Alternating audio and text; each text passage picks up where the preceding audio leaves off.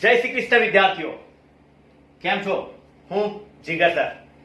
આપ સૌ જાણતા જશો ધોરણ 10 ના વિદ્યાર્થીઓ માટે એકમ કસોટીની શરૂઆત થઈ રહી છે, ત્યારે પ્રશ્નપત્ર તો અપલોડ થઈ ગયું છે, પરંતુ છતાંય ચેપ્ટર નંબર 1, 8 અને 15 નું સ્પેશિયલ રિવિઝન કરવા માટે આજે એક નાનકડો આબકડો વિડીયો બનાવ્યો છે. આપ સૌ જરૂરથી લાઈક કરજો, સબસ્ક્રાઇબ ના કરી હોય અત્યાર સુધી તો સબસ્ક્રાઇબ કરજો અને કોમેન્ટ લખવાની તો ભૂલતા જ નહીં. ન જાણતા હોય તે વિદ્યાર્થી મિત્રોને લિંક શેર કરીને તેમને પણ ઉપયોગી બનાવજો. વાલા વિદ્યાર્થીઓ, ધોરણ 10 ની અંદર ઇતિહાસનું પહેલું ચેપ્ટર જેનું નામ છે ભારતનો વારસો. એસએસસી બોર્ડની પરીક્ષાની અંદર આપણું આ ચેપ્ટર છે એ 4 ગુણબારનું છે. 4 ગુણબારનું. ચેપ્ટર નંબર 8 જે ભૂગોળ કહેવાય તે કુદરતી સંસાધનો એસએસસી બોર્ડની પરીક્ષામાં તે 3 ગુણભાર ધરાવે છે, અને ઇકોનોમિક્સ જે અર્થશાસ્ત્ર કહેવાય છે તે ચેપ્ટર નંબર 15 તેનું નામ છે આર્થિક વિકાસ, તે 4 ગુણભાર ધરાવે છે. કોરોના મહામારી વચ્ચે પણ અત્યારે ગવર્નમેન્ટ પરીક્ષા લઈ રહી છે. કેટલીક સ્કૂલોની અંદર એકમ કસોટી આવતીકાલથી શરૂઆત થવાની છે. પ્રશ્નપત્ર ખૂબ જ ઈઝી છે. 25 ગુણભારનો પ્રશ્ન છે. ખાલી જગ્યા છે, 1-2 વાક્યના જવાબ છે, 2 માર્ક છે, 3 માર્ક છે અને 4 માર્કના સવાલ પૂછીને પ્રશ્નપત્ર 25 ગુણભારનું પરિપૂર્ણ કર્યું છે. ચેપ્ટર નંબર 1, 8 અને 15 માત્ર આપણે આ એકમ કસોટીને ધ્યાનમાં ન રાખતા તેનું સંપૂર્ણ રિવિઝન કરી રહ્યા છે. ચેપ્ટર નંબર 1 ભારતનો વારસો. જો બચ્ચો ઉપર છેલ્લું વિહંગ અવલોકન કરવાનું છે, એટલે ડીપમાં નહીં જવું. આપણે આખું ચેપ્ટર જે છે એ સંપૂર્ણપણે હું તમને ટૂંકમાં સારાંશ પૂર્વક સમજાવી દઈશ. ચેપ્ટર નંબર 1 ની શરૂઆત કરી છે. પહેલો જ મુદ્દો છે 2 માર્કનો સવાલ. ભારતની ભૂમિનો પરિચય આપો. 2 માર્ક બકુડો સવાલ. હું સવાલ જ કહીશ, તમારે તમારી રીતે જોઈ લેવાનું રહેશે. યાદ આવે જ આપણને એક મસ્ત સંસ્કૃત શ્લોક લખેલો છે અને ભારતની ભૂમિ વિશે કીધેલું છે. ભારતની ભૂમિને ઘડવામાં કોને કોને પોતાનો યત કિંચિત ફાળો આપ્યો છે? પ્રશ્ન બોલું છું મેં, જવાબ તમારે જોઈ લેવાનો છે. સંસ્કૃતિ એટલે શું? સંસ્કૃતિનો અર્થ, સંસ્કૃતિ વિશે વિશેષ સમજૂતી આપો. ભારતના પ્રતિજ્ઞા પત્રમાં આપણા વારસા વિશે શું વાત કરી છે? વારસો એટલે શું? એક પેઢીએ પોતાની આવનારી પેઢીને જે પણ કંઈ આપ્યું છે તે વારસો. સંસ્કૃતિ એટલે માનવ મનનું ખેડાણ, માનવ સમાજની ટેવ, મૂલ્યો, આચાર વિચાર, ધાર્મિક પરંપરા, રહેણી કરણી અને જીવનને ઉચ્ચતમ ધ્યેય તરફ લઈ જતા આદર્શોનો સરવાળો એટલે સંસ્કૃતિ. વારસાના મૂળભૂત 2 પ્રકાર પડે છે. એક પ્રાકૃતિક વારસો અને નંબર 2 સાંસ્કૃતિક વારસો. પ્રાકૃતિક વારસો એટલે પ્રકૃતિ, પર્યાવરણ અને માનવ જીવન વચ્ચેના નિકટતમ સંબંધોનું પરિણામ, ધેટ્સ કોલ્ડ સાંસ્કૃતિક વારસો. ઓકે, સાંસ્કૃતિક પ્રાકૃતિક વારસો. જોજો હા બચ્ચાઓ, કયો વારસો? પ્રાકૃતિક વારસો. પ્રકૃતિ, પર્યાવરણ અને માનવ જીવન વચ્ચેના નિકટતમ સંબંધોનું પરિણામ એટલે કે પ્રાકૃતિક વારસો. પ્રાકૃતિક વારસામાં શેનો સમાવેશ થાય છે? પર્વતો, વનો, રનો, નદીઓ, ઝરણા, સાગરો, ઋતુઓ, તરુઓ, વેલાઓ, લતાઓ, પર્ણ, પુષ્પ અને જીવજંતુઓ.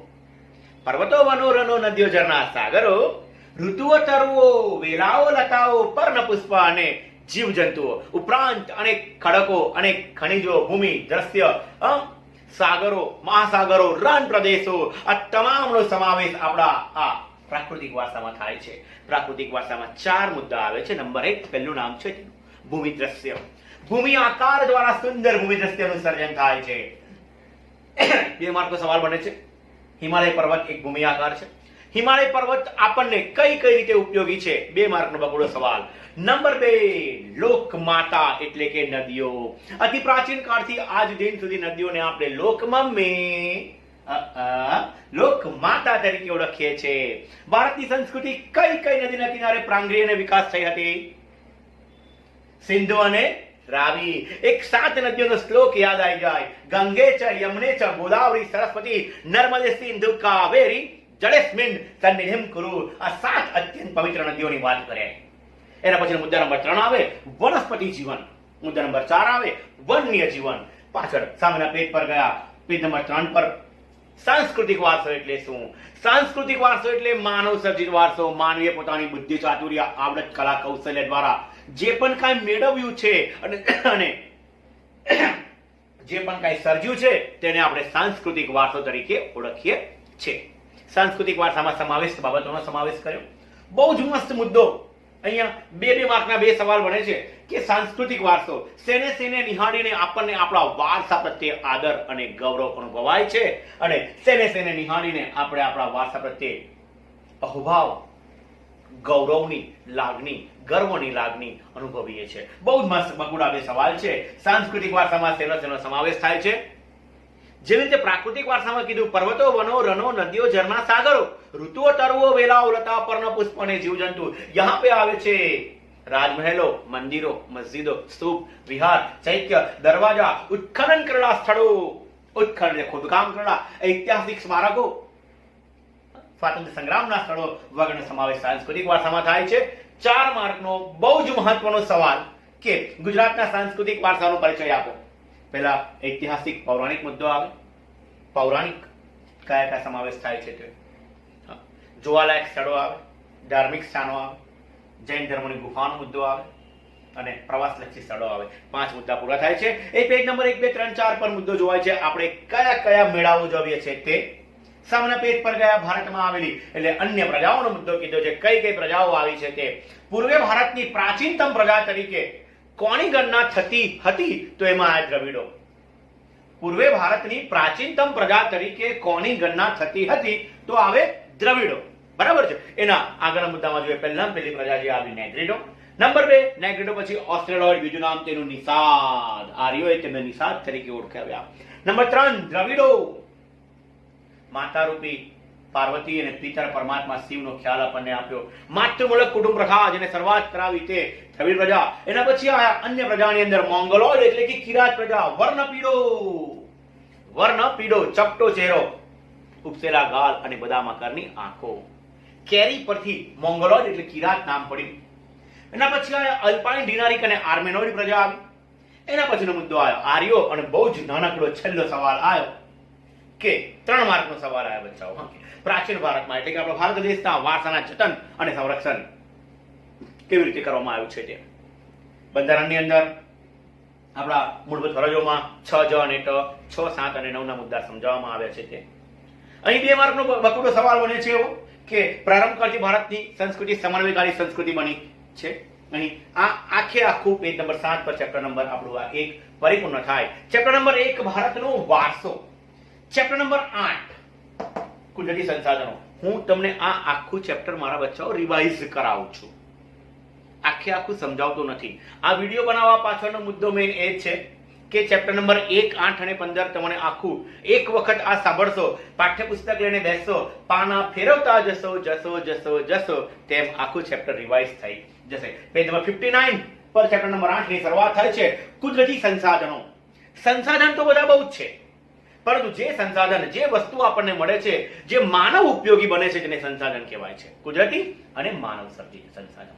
સંસાધનનો ઉપયોગ કીધો છે નીચે બહુ જ મસ્ત પેજ પર કોષ્ટક આપણને આપેલું છે. સંસાધન જે છે તે વિતરણની દ્રષ્ટિએ મળે છે કઈ રીતે તે એના પાછળના પેજ પર કેટલાક સંસાધનોમાં બહુ જ મસ્ત મુદ્દો છે. એક જે અમુક જ જગ્યાએ મળે છે તે ક્રાયોલાઇટ નામની ખનિજ કીધી છે.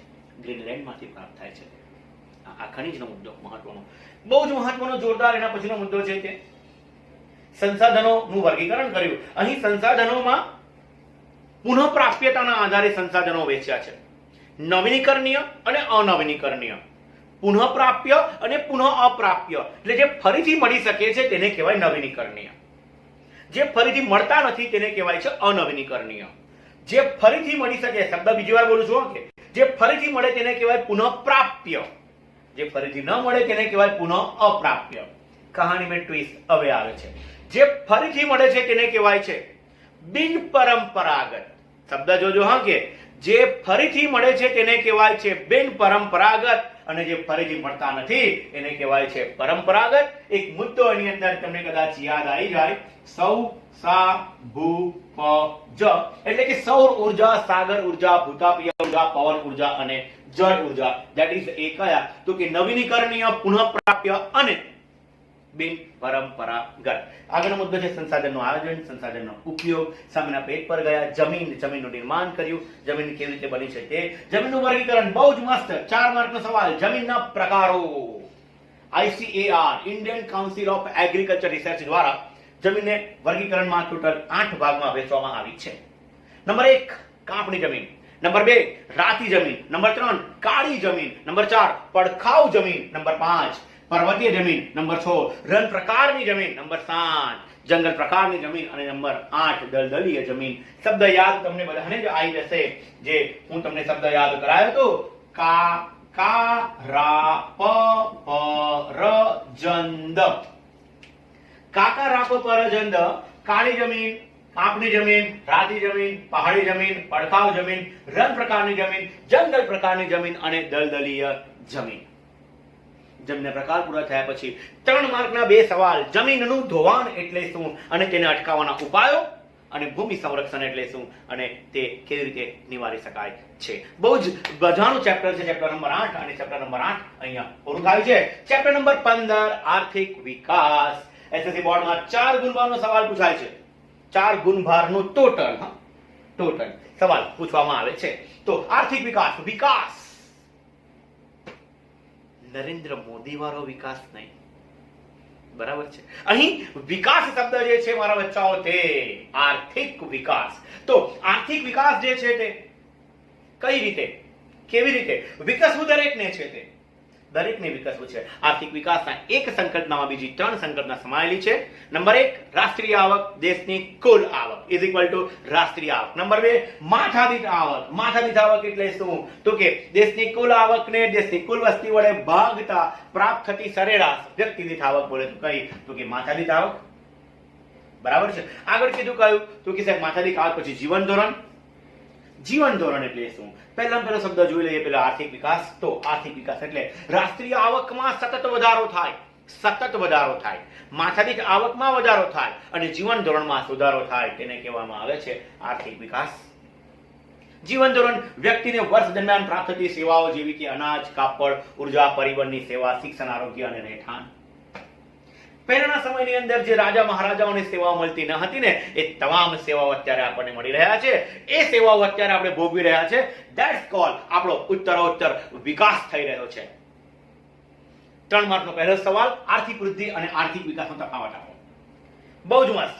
2 માર્ક અથવા 4 માર્ક અથવા 3 માર્કનો સવાલ પૂછાય કે વિકાસશીલ અર્થતંત્રના લક્ષણો. નંબર 1 નીચી માથાદીઠ આવક. નંબર 2 વસ્તી વૃદ્ધિનો ઊંચો દર. નંબર 3 ખેતી પર અવલંબન. નંબર 4 આવક ની અસમાન વહેંચણી એટલે ઉત્પાદનના સાધનોની અસમાન વહેંચણી. મુદ્દા નંબર 5 બેરોજગારી. મુદ્દા નંબર 6 ગરીબી. મુદ્દા નંબર 7 દ્વિમુખી, 2 મોડાવાળું દ્વિમુખી અર્થતંત્ર, એક તરફ ગામડું અને એક તરફ શહેર. પેજ નંબર 121 પર ચર્ચા કરી રહ્યા છે આપણે મારા બચ્ચાઓ. દ્વિમુખી અર્થતંત્ર પછી આવ્યું પાયાની અપ્રાપ્ય સેવાઓ. પાનું ફેરવી નાખીશું, પાછળના પેજ પર આવીશું. વિદેશ વ્યાપારનું પ્રતિકૂળ માળખું. ભારત દેશની અંદર વિદેશ વ્યાપારનું માળખું પ્રતિકૂળ છે.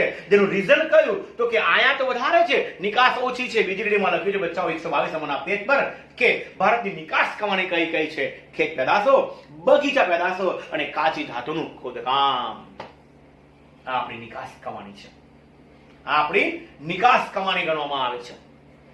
પાછળ ગયા છે, આગળ વધ્યા કે આર્થિક વિકાસ ચેપ્ટરની અંદર મુદ્દો હવે જોઈ રહ્યા છે આર્થિક પ્રવૃત્તિ અને બિન આર્થિક પ્રવૃત્તિ. વિટામિન એમ બોલે તો મની. વિટામિન એમ કમાવાની પ્રવૃત્તિ એટલે આર્થિક પ્રવૃત્તિ. જે પ્રવૃત્તિ પાછળ પૈસાનો હેતુ નથી, માત્ર સેવાનો હેતુ છે, ધેટ્સ કોલ્ડ બિન આર્થિક પ્રવૃત્તિ. એના પછી વર્ગીકરણ કર્યું અહીં ભારત દેશની અંદર પ્રાથમિક ક્ષેત્ર, માધ્યમિક ક્ષેત્ર અને સેવા ક્ષેત્ર. ભારત દેશ હાલની અંદર પ્રાથમિક ક્ષેત્રમાં ધીરે ધીરે ઉત્તરોત્તર ઘટાડો કરી રહ્યો છે. માધ્યમિક અને સેવા ક્ષેત્રમાં ઉત્તરોત્તર આપણું પ્રમાણ વધી રહ્યું છે. ધેટ્સ કોલ એ બતાવે છે કે આપણો દેશ ઉત્તરોત્તર પ્રગતિ કરી રહ્યો છે. એના સામેના પેજ પર ગયા છે ઉત્પાદનના સાધનો, જમીન, મૂડી, શ્રમ અને નિયોજન. ઉત્પાદનના સાધનોની વહેંચણી કઈ રીતે? માનવ જરૂરિયાતો જે છે તે અસંખ્ય છે. માનવીને ઈચ્છાનું પોટલું કહેવાય છે. એક પછી એક જરૂરિયાતો આપણી વધતી જ રહે છે. માંગ છે પરંતુ માંગના પ્રમાણમાં પુરવઠો નથી. ધેટ્સ વાય અછતની સમસ્યા ઉત્પન્ન થાય છે. જરૂરિયાતો વૈકલ્પિક ઉપયોગ ધરાવે છે. એક જ જમીન હોય, જમીનના અનેક પ્રકારો જોવા મળે છે.